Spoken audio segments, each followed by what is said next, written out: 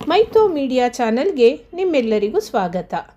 ಈ ದಿನ ನಾವು ಏಕದಂತನ, ಅನೇಕದಂತನ ವಿಘ್ನೇಶ್ವರ, ಗಜಾನನ ಅನ್ನೋದನ್ನು ಒಂದು ಶ್ಲೋಕದ ಮುಖಾಂತರ ತಿಳ್ಕೊಳ್ಳೋಣ. ನಮಗೆಲ್ಲರಿಗೂ ಗೊತ್ತೇ ಇರೋ ಹಾಗೆ ಒಂದು ಶ್ಲೋಕ, ಅಗಜಾನನ ಪದ್ಮಾರ್ಕಂ ಗಜಾನನ ಮಹರ್ನಿಶಂ ಅನೇಕದಂತಂ ಭಕ್ತಾನಾಂ ಏಕದಂತಂ ಉಪಾಸ್ಮಹೇ. ಈ ರೀತಿಯಾಗಿ ಶ್ಲೋಕವನ್ನು ಹೇಳ್ತೀವಿ. ಇಲ್ಲಿ ನಾವು ಗಮನಿಸಬೇಕಾಗಿರುವಂಥದ್ದು ಅನೇಕದಂತಂ ಭಕ್ತಾನಾಂ ಇದೇ ರೀತಿಯಲ್ಲಿ ನಾವು ಉಚ್ಚಾರಣೆಯನ್ನು ಮಾಡ್ತೀವಿ. ಆದರೆ ಅನೇಕ ದಂತಗಳನ್ನು ಹೊಂದಿದ್ದಾನ ಏಕದಂತ ಅಂದರೆ ಅವನು ಏಕದಂತನ ಅನೇಕದಂತನ, ಅವನಿಗಿರೋದು ಒಂದೇ ದಂತ ಅಲ್ವೇ ಅಂತ ಇಲ್ಲಿ ನಾವು ಗಮನಿಸಬೇಕಾಗಿರೋ ಅಂಥದ್ದು. ಹಾಗಾದರೆ ಅನೇಕದಂತ ಅಂತೂ ಅಲ್ಲವೇ ಅಲ್ಲ. ಹಾಗಾದರೆ ಆ ಶ್ಲೋಕದಲ್ಲಿ ನಾವು ಏನಕ್ಕೆ ಆ ರೀತಿಯಾಗಿ ಹೇಳ್ತೀವಿ? ಈ ಶ್ಲೋಕದ ಅರ್ಥವನ್ನು ತಿಳಿಯೋಣ. ಅಗಜಾನನ ಅಂದರೆ ಗಣಪತಿ, ಎಣಿಕೆ ಸಿಗದಷ್ಟು ಆನೆಗಳ ಬಲವನ್ನು ಉಳ್ಳಂತಹವನು. ಪದ್ಮಾರ್ಕಂ, ಪದ್ಮವನ್ನು ಕೈಯಲ್ಲಿ ಧರಿಸಿರುವವನು. ಗಜಾನನ ಮಹರ್ನಿಶಂ ಅಂದರೆ ಆನೆಯ ರೂಪದಲ್ಲಿರುವಂತಹ ದೇವ.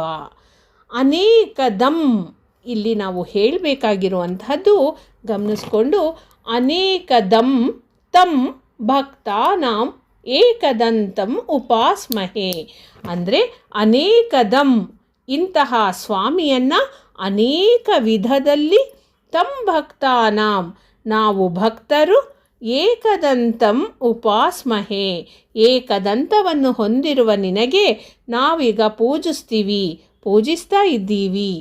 ಹೀಗೆ ನಾವು ಹೇಳಬೇಕಾಗಿರೋದು. ಸಾಮಾನ್ಯವಾಗಿ ನಾವು ಈ ಶ್ಲೋಕವನ್ನು ಅನೇಕದಂತಂ ಭಕ್ತಾನಾಂ ಅಂತ ಹೇಳಬಾರ್ದು.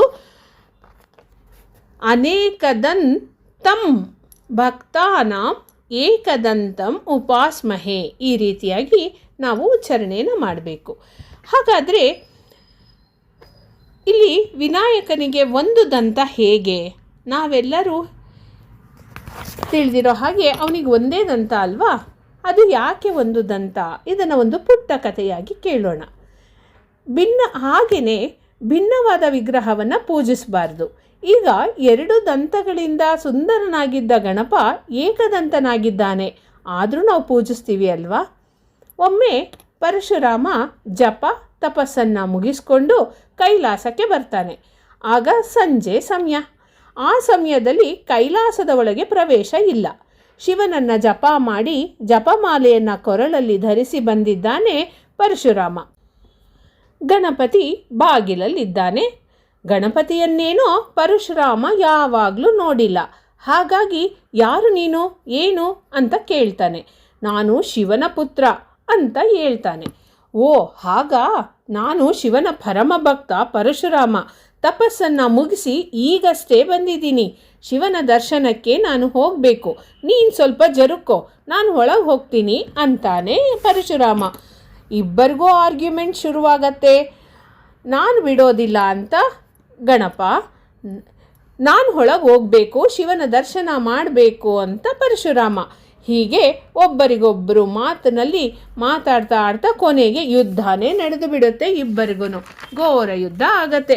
ಕೊನೆಗೆ ಪರಶುರಾಮನ ಕೈಯಲ್ಲಿರುವಂತಹ ಕೊಡಲಿಯನ್ನು ಗಣಪತಿಯೆಡೆಗೆ ಎಸಿತಾನೆ. ಗಣಪತಿ ಅದನ್ನು ಭೇದಿಸಿ ತಿರುಗಿ ಪರಶುರಾಮನ ಕಡೆಗೆ 2 ಭಾಗವಾಗಿ ಎಸಿತಾನೆ.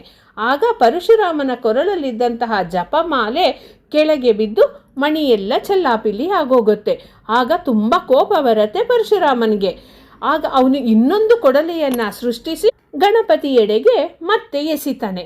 ಅದು ಗಣಪತಿಯ ದಂತಕ್ಕೆ ತಗಲಿ ಅದು ಬಿದ್ದು ಹೋಗುತ್ತೆ. ತಕ್ಷಣ ಅದನ್ನು ನೆಲಕ್ಕೆ ಬೀಳದಂತೆ ಕೈಯಲ್ಲಿ ಹಿಡಿತಾನೆ ವಿನಾಯಕ. ಇಷ್ಟು ಯುದ್ಧ ನಡೆಯೋ ಅಷ್ಟೊತ್ತಿಗೆ ಭೂಲೋಕ ಭುವರ್ಲೋಕಗಳೆಲ್ಲ ಅಲ್ಲಾಡಿ ಹೋಗಿದೆ. ಎಲ್ಲ ದೇವರುಗಳೆಲ್ಲ ಅಲ್ಲಿಗೆ ಬಂದು ಇವರ ಯುದ್ಧವನ್ನು ನಿಲ್ಲಿಸ್ತಾರೆ. ಮೊದಲೇ ಪರಶುರಾಮನಿಗೆ ಕೋಪ ಜಾಸ್ತಿ. ಇತ್ತೀಚೆಗಷ್ಟೇ ಗಣಾಧ್ಯಕ್ಷನಾಗಿ ಪದವಿ ಸ್ವೀಕಾರ ಮಾಡಿದ ಗಣಪನ ಬಗ್ಗೆ ಪರಶುರಾಮನಿಗೆ ತಿಳಿಸ್ತಾರೆ. ಬಹುಶಿವಭಕ್ತ, ಅನೇಕ ಶಕ್ತಿಗಳನ್ನು ಹೊಂದಿದ್ದಾನೆ ಈ ಪರಶುರಾಮ ಅಂತ ಗಣಪತಿಗೆ ಪರಶುರಾಮನ ಪರಿಚಯ ಮಾಡಿಕೊಡ್ತಾರೆ. ಅಂತೂ ಇಂತೂ ಯುದ್ಧ ನಿಲ್ಲಿಸ್ತಾರೆ ಪರಶುರಾಮ ಮತ್ತು ಗಣಪ. ಕೊನೆಗೆ ಪರಶುರಾಮ ಶಿವ ದರ್ಶನವನ್ನು ಮಾಡಿಕೊಂಡು ಹೋಗ್ತಾನೆ. ಇಲ್ಲಿ ವಿನಾಯಕ ಕಿತ್ತು ಹೋದ ದಂತವನ್ನು ಕೈಯಲ್ಲಿ ಹಿಡಿದು ನಿಂತಿದ್ದಾನೆ. ಎಲ್ಲರೂ ಚರ್ಚೆಗೆ ನಿಲ್ತಾರೆ. ಈಗ ವಿನಾಯಕನ ವಿಕಲಾಂಗನಂತೆ ದಂತ ಮುರಿದಿದೆ, ಇವನನ್ನು ಪೂಜಿಸಬೇಕಾ ಬೇಡವಾ ಅಂತ. ಕೊನೆಗೆ ಈತ ದಂತ ಕೆಳಗೆ ಬೀಳದಂತೆ ಕೈಯಲ್ಲಿ ಹಿಡಿದಿದ್ದಾನೆ. ಇವನು ವಿಕಲಾಂಗನಲ್ಲ, ಇವನ ಕೈಯಲ್ಲಿ ದಂತ ಇರೋವರೆಗೂ ಇವನು ವಿಕಲಾಂಗನಾಗೋದಕ್ಕೆ ಸಾಧ್ಯ ಇಲ್ಲ ಅಂತ ಕೊನೆಗೆ ನಿರ್ಣಯಿಸ್ತಾರೆ ಎಲ್ಲರೂ ಸೇರಿ. ಅಷ್ಟರಲ್ಲಿ ಅಲ್ಲಿಗೆ ವ್ಯಾಸರ ಆಗಮನವಾಗುತ್ತೆ. ಈ ದಂತ ಮುರಿದು ಹೋಗೋದಕ್ಕೂ ಸಹ ಒಂದು ಕಾರಣ ಇದೆ. ಗಣಪತಿಯ ದಂತವು ಲೇಖನಿಯಂತೆ ಬಳಸಿ ಮಹಾಭಾರತ ರಚನೆ ಈಗಿನಿಂದನೇ ನಾವು ಪ್ರಾರಂಭ ಮಾಡ್ತೀವಿ ಅಂತ ಹೇಳಿ ಅಲ್ಲಿ ಪ್ರಾರಂಭವಾಗತ್ತೆ. ಈ ಒಂದು ಮುರಿದ ದಂತದಿಂದ ಲೇಖನಿಯನ್ನು ಮಾಡಿಕೊಂಡು ಗಣಪತಿ ಮಹಾಭಾರತ ರಚನೆಗೆ ಮುನ್ನುಡಿ ಆಗ್ತಾನೆ. ಹೀಗೆ ಇದೇ ಲೇಖನಿಯಿಂದ ಅಷ್ಟಾದಶ ಪುರಾಣಗಳು, ಉಪಪುರಾಣಗಳು ಇವೆಲ್ಲವೂ ಸಹ ರಚನಾ ಸಾಧ್ಯವಾಗಿದೆ. ಏಕದಂತನಿಂದ ಇದು ಸಾಧ್ಯವಾಗಿದೆ ಅಂತ ತಿಳಿಯೋದೇ ಇದರ ಅಂತರಾರ್ಥ. ನಿಮಗೆ ಈ ವಿಡಿಯೋ ಇಷ್ಟವಾದಲ್ಲಿ ಮೈಥೋ ಮೀಡಿಯಾ ಚಾನಲನ್ನು ಸಬ್ಸ್ಕ್ರೈಬ್ ಮಾಡಿ. ಹಾಗೆ ಇಂತಹ ಹಲವಾರು ವಿಡಿಯೋಗಳಿಗಾಗಿ ಬೆಲ್ ಐಕಾನನ್ನು ಒತ್ತಿ.